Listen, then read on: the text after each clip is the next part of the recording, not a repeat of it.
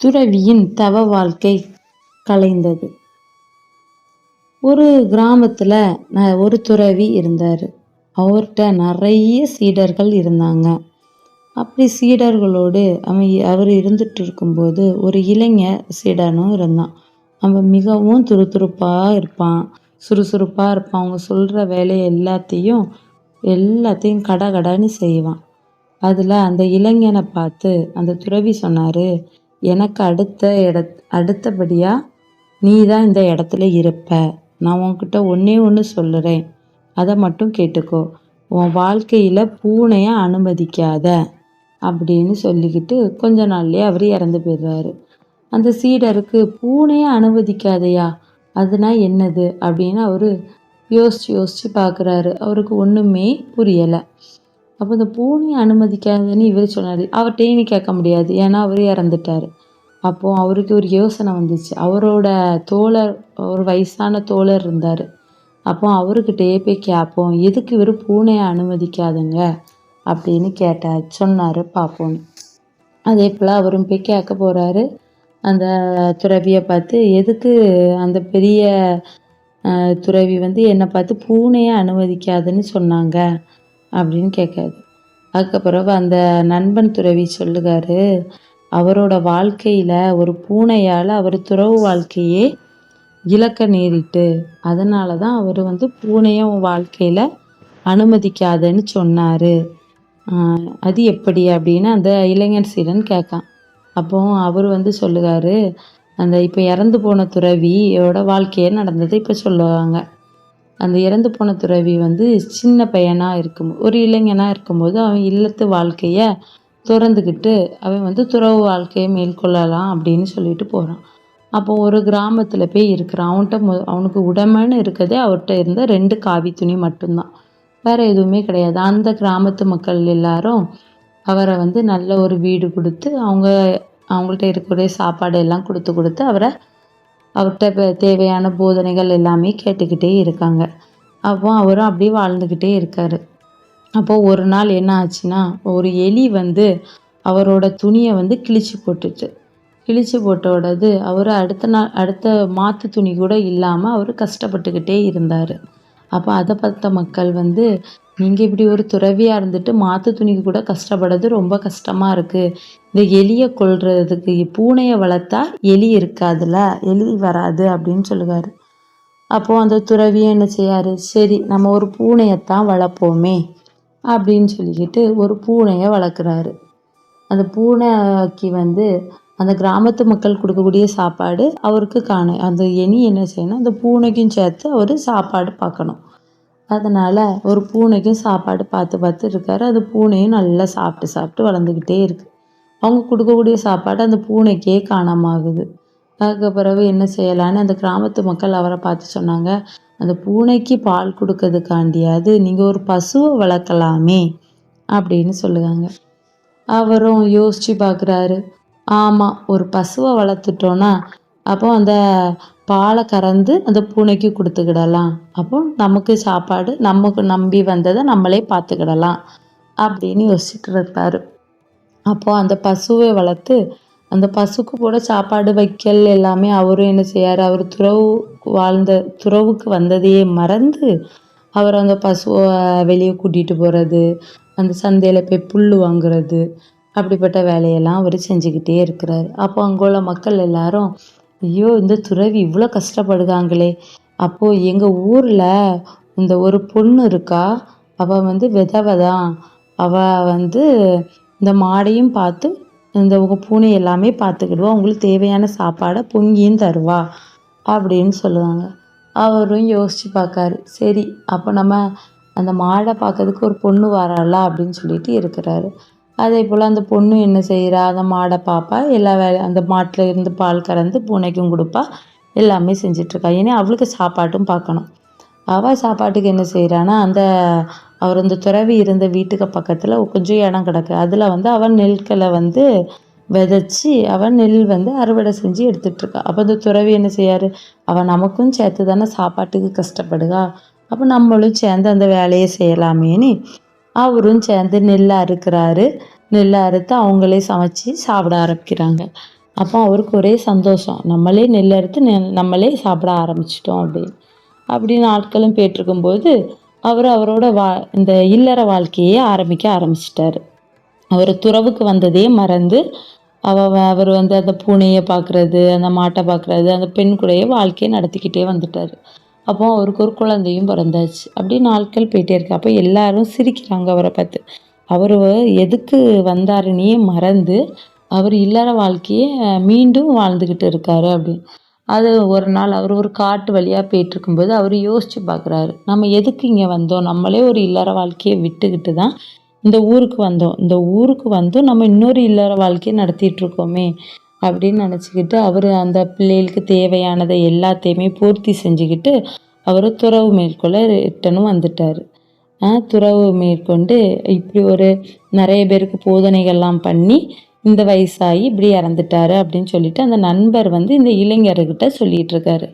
ஓஹோ, அதனால தான் அவர் உன் வாழ்க்கையில் பூனையை அனுமதிக்காதுன்னு சொன்னாரா? ஆமாம் அப்படின்னு சொல்லுவாங்க. இதே போல தான் நம்ம வாழ்க்கையிலேயே நிறைய இடைஞ்சூறுகள் வரும். நம்ம ஒரு குறிக்கோள் ஒன்று வச்சுக்கிட்டோன்னா அந்த குறிக்கோளை நோக்கியே போய்கிட்டு இருக்கணும். அதை குறிக்கோளை தடுக்கிறதுக்கு நிறைய பேர் இருப்பாங்க.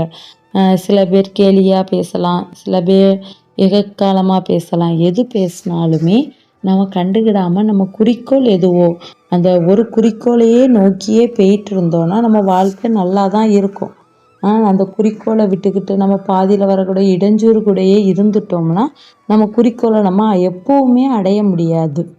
நம்ம குறிக்கோள் எதுவோ அதை நோக்கியே போயிட்டு இருந்தோன்னா அந்த குறிக்கோளை அடைஞ்சிடலாம். அந்த துறவியே போல் இடையில வந்து ஒரு எலிக்காண்டி ஒரு பூனையை வளர்த்து, பூனைக்காண்டி ஒரு மாடை வளர்த்து, ஒரு மாடுக்காண்டி ஒரு பெண்ணை பார்த்து அப்படி வாழ்வதை விடையும் இந்த எலி இடைஞ்சூறாக வந்தாலும் அதை ஒரு பொருட்படுத்தாமையே இருந்திருந்தானா அவர் துறவு வாழ்க்கை இன்னுமே நல்லா தான் இருந்திருக்கும். அந்த இடைஞ்சூறுகளை அவர் யோசித்ததுனால தான் அவரோட துறவு வாழ்க்கை பாதி காலமும் இல்லற வாழ்க்கையிலேயே முடிஞ்சு போயிட்டு. இதே போல தான் நம்ம ஒரு குறிக்கோளை வச்சுருந்தோம், அந்த குறிக்கோளை நோக்கியே போயிட்டு இருக்கணும். இடைஞ்சூறுகள் எதுவும் இருந்தாலும் அந்த இடைஞ்சூறுகளை திரும்பி கூட பார்க்கக்கூடாது. முட்டாள் இளைஞன். ஒரு ஊரில் ஒரு மிகப்பெரிய தொழிற்சாலை இருந்துச்சு. அந்த தொழிற்சாலையில் எல்லாம் தெரிஞ்ச ஒரு வல்லுனர் இருந்தார்.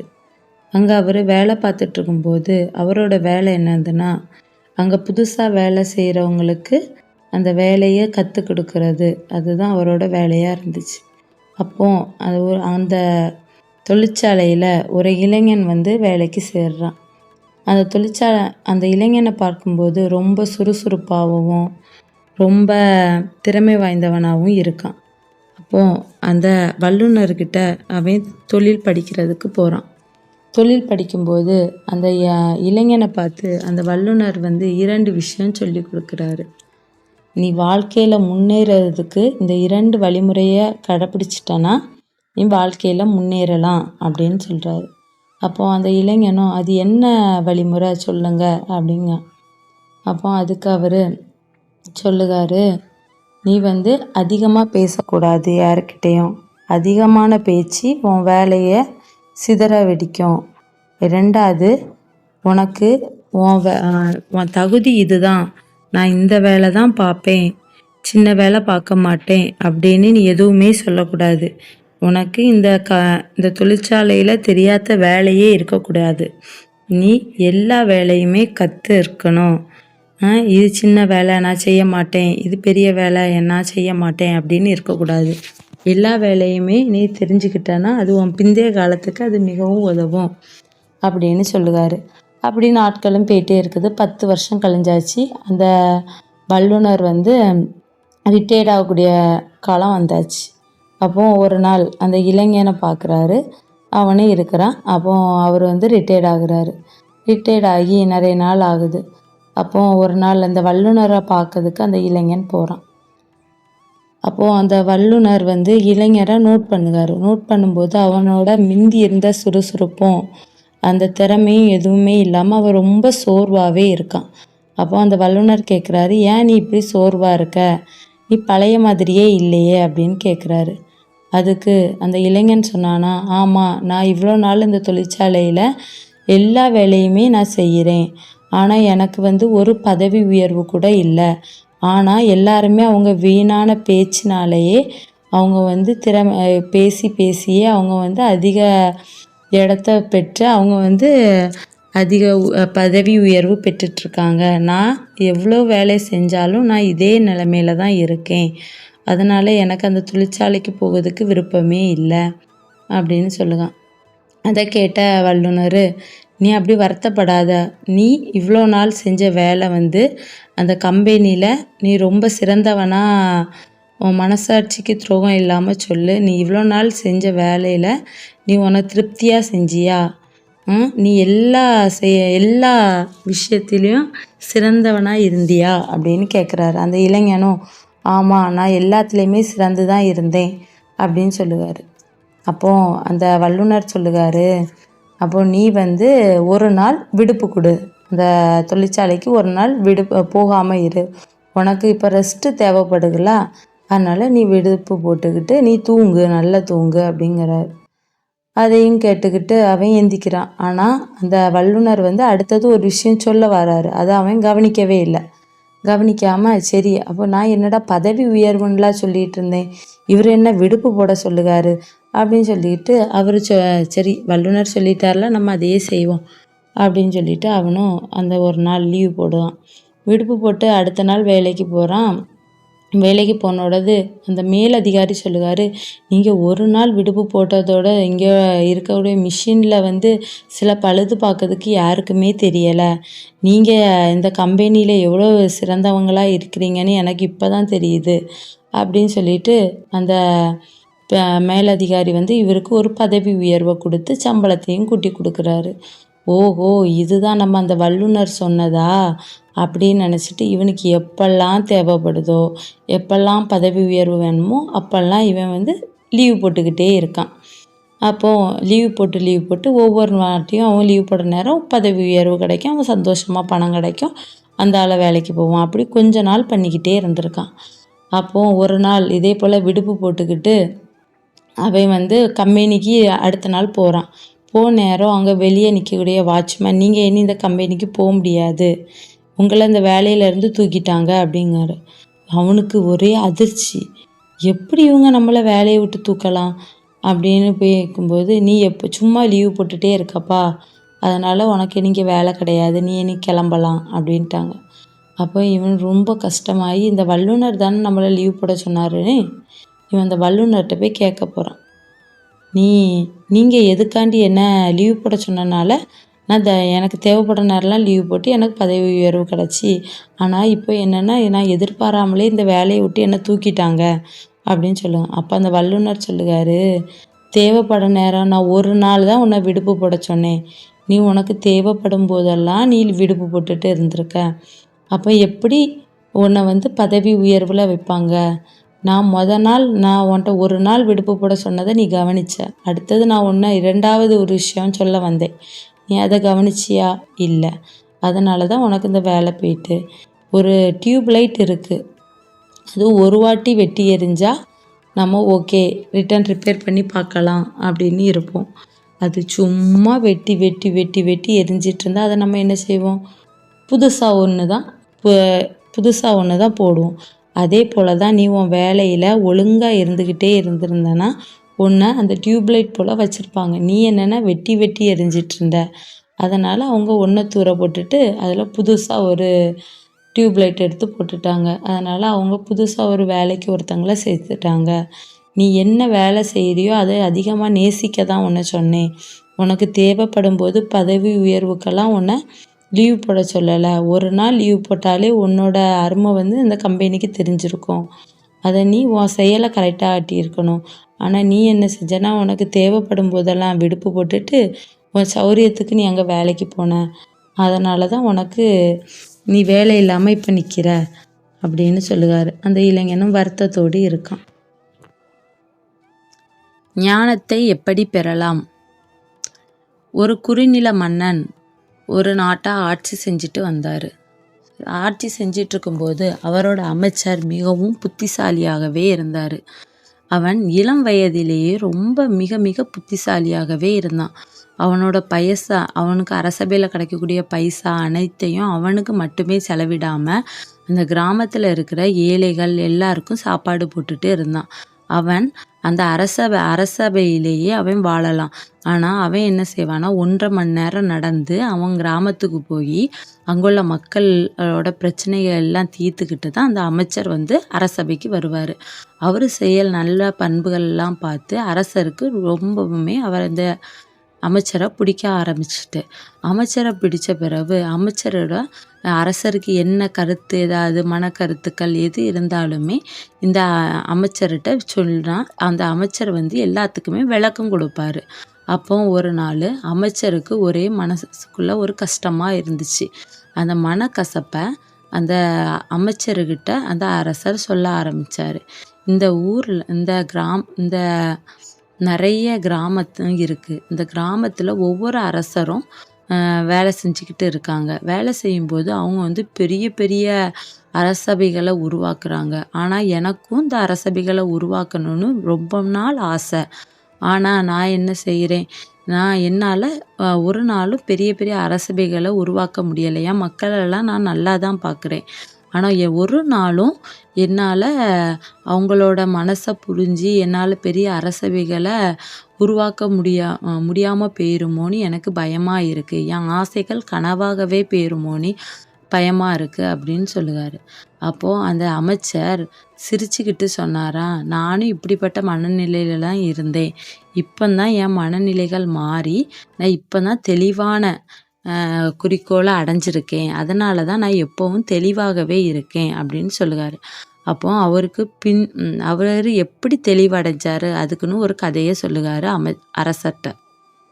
இந்த அமைச்சர் சின்ன வயசில் அவங்க தாத்தா கிட்டேயே இருந்து வளர்ந்துருக்காரு. அவங்க தாத்தா ஒரு ஆன்மீகவாதி. ஆன்மீகவாதினா ஆன்மீகத்தை பற்றி சொற்பொழிவாற்றுவார். சில கோயிலுக்கு போய் சாமி கும்பிடுவார். அங்கே இருக்கவங்கள்ட்ட நிறைய ஆன்மீகத்தை பற்றி சொற்பொழிவாற்றுவார்.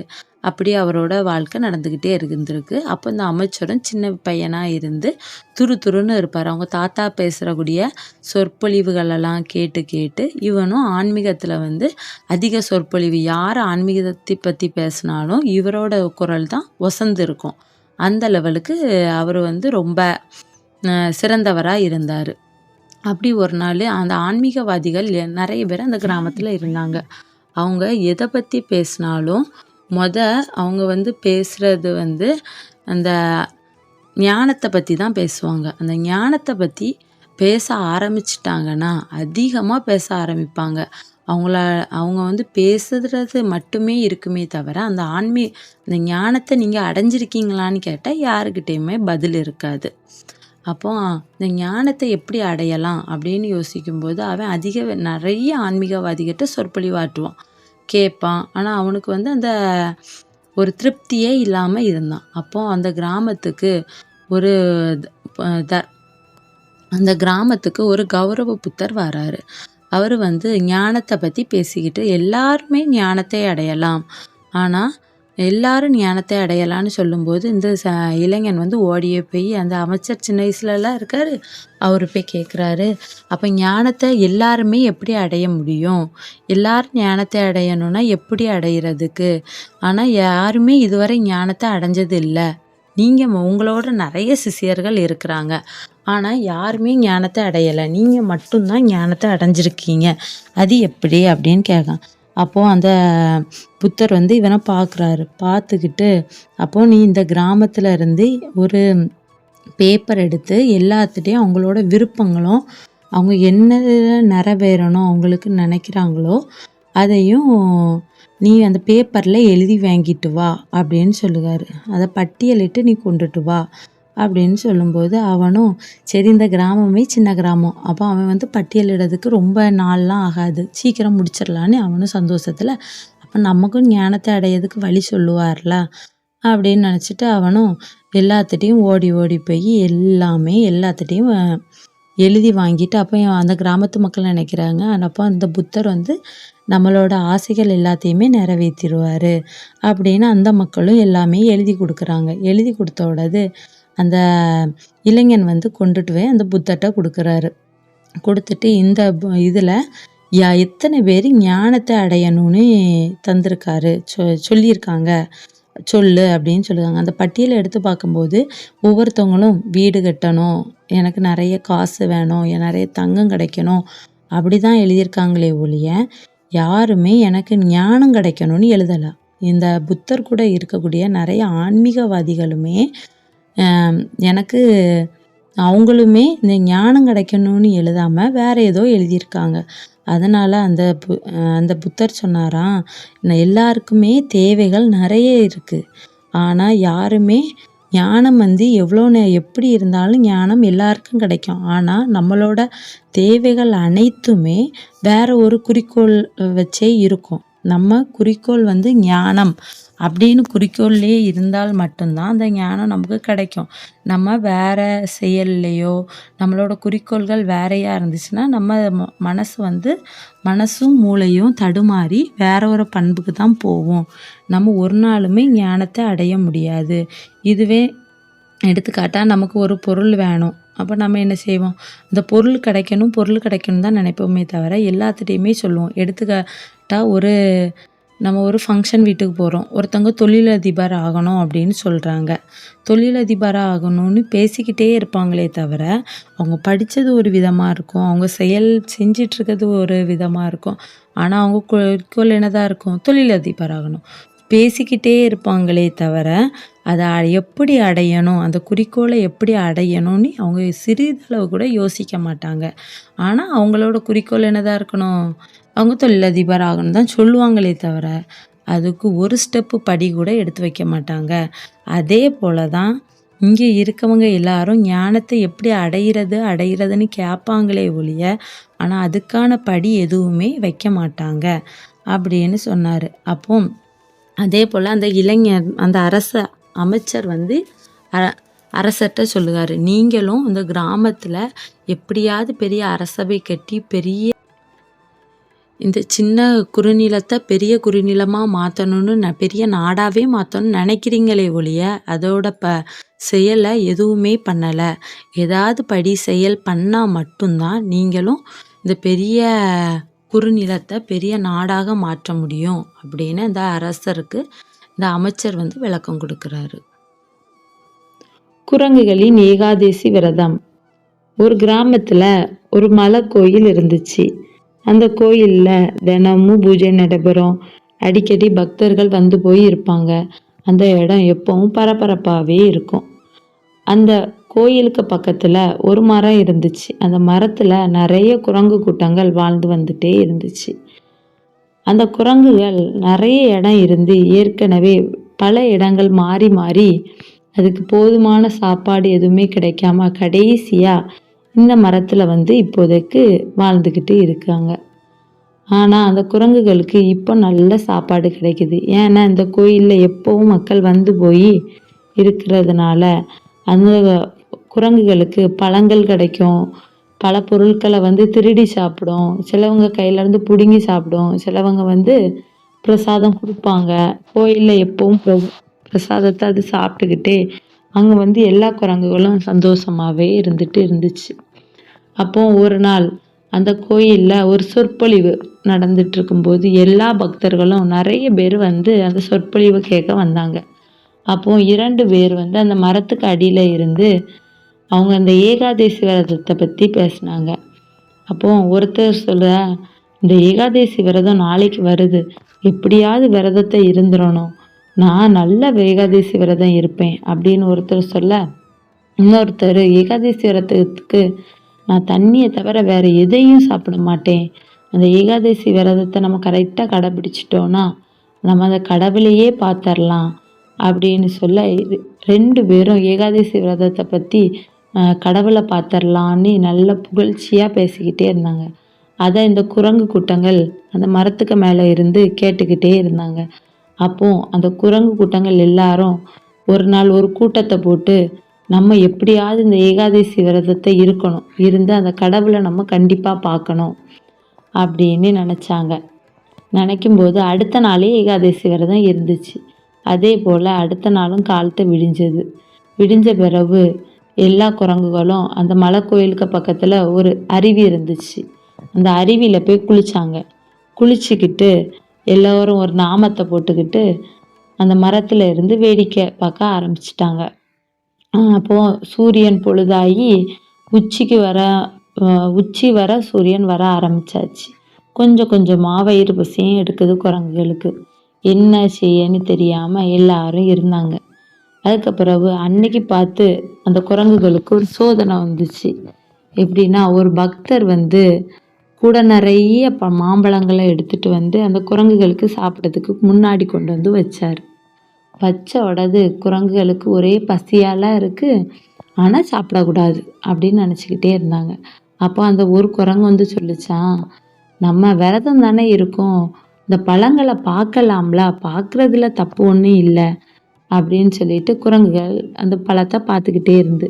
இன்னொரு குரங்கு வந்து பக்கத்துல வந்து இருந்து, பார்க்கலாம், நம்ம விரதம் இருக்கிறதுனால அந்த குரங்கு அந்த பழத்தை கையில வேணாலும் எடுத்து வச்சுக்கிடலாமே அப்படின்னு சொல்லிச்சு. மற்ற குரங்குகள்லாம் இன்னும் குரங்குகள்லாம் பக்கத்துல வந்து, ஆமா, நம்ம எப்படியும் இன்னைக்கு சாப்பிட மாட்டோம், நாளைக்கு சாப்பிட்றதுக்காவது நமக்கு வேணும்ல அப்படின்னு சொல்லிட்டு ஆளாளுக்கு பங்கு போட்டு எடுத்து வச்சுக்கிட்டாங்க. ஒரு வயதான குரங்கு, ஆமா, எனக்கு வயசு தான் ஆயிடுச்சு, இனி இந்த விரதம்லாம் இருந்து எனக்கு என்னத்துக்கு, நான் இதை சாப்பிட போறேன் அப்படின்னு சொல்லிட்டு அந்த வயதான குரங்கு அந்த பழத்தை சாப்பிட ஆரம்பிச்சிட்டு. அப்படி அவங்க எல்லா குரங்குகளும், ஆமா, இனி இந்த வாட்டி இல்லை, அடுத்த வாட்டி ஏகாதசி விரதம் இருந்து கடவுளை பார்க்கலாம் அப்படின்னு சொல்லிட்டு அந்த பழத்தை சாப்பிட ஆரம்பிச்சிட்டாங்க. சாப்பிட்டுட்டு அவங்களோட விரதமும் கலைஞ்சு போச்சு. இதுலேருந்து என்ன தெரியுதுன்னா, நம்ம ஒரு தவறான பழக்கத்தை நம்மகிட்ட இருந்து விடணும் அப்படின்னு நினச்சோன்னா, அதை உடனேயே செய்யாமல் அதை சிந்திச்சு, இதனால் நமக்கு என்ன, நம்ம கரெக்டாக கடைபிடிச்சிருவோமா, நம்ம இதனால் நமக்கு என்னென்ன ப்ராப்ளம் வரும், அதை நம்ம எப்படி தடுக்கணும், அதை எல்லாமே யோசித்து பார்த்து அந்த விரதத்தை அந்த என்ன ஒரு கஷ்டமாக இருந்தாலோ, ஒரு ஏதாவது நம்மளை எல்லாம் யோசித்து பார்த்து நம்ம வந்து அந்த பழக்கத்தை எப்படி விடலாம், அந்த தீய பழக்கத்தை எப்படி நம்ம கையிலேருந்து இழகலாம், நம்ம சோம்பேறித்தனத்தை எப்படி இழக்கலான்னு யோசித்து பார்த்து உடனடியே எல்லா முடிவும் எடுக்காமல் யோசித்து பார்த்து எடுத்தோம் தான் நம்ம வந்து நம்மகிட்ட இருக்கக்கூடிய பழக்கங்களை விட முடியும். இந்த குரங்குகளை போல் உடனே கடவுளை பார்த்துடலான்னு நினச்சோன்னா ஒன்றுமே நடக்காது. அதனால் அதுக்காண்டி பல நாள் கஷ்டப்பட்டாதான் எல்லாமே பலன் கிடைக்கும். அதுலேருந்து இந்த கதையிலேருந்து இதுதான் தெரிகிறது.